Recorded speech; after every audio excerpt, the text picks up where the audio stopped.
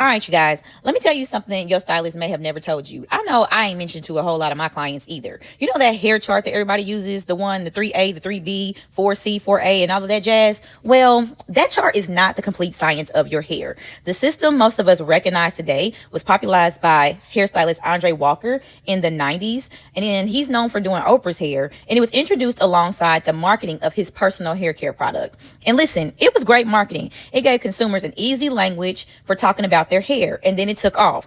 Clients started coming into the salon saying, I'm a 3C, I'm a 4A, and all of this stuff. So what did we as stylists do?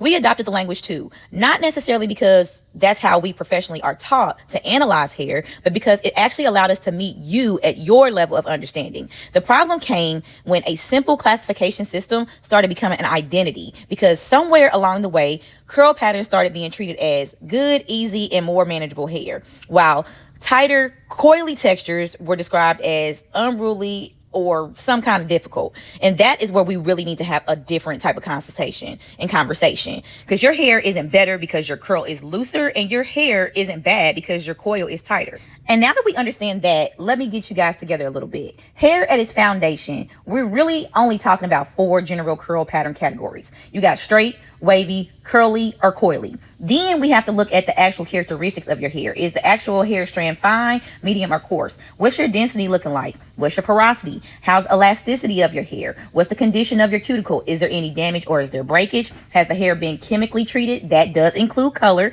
Has it been thermally damaged? What has it been mechanically exposed to?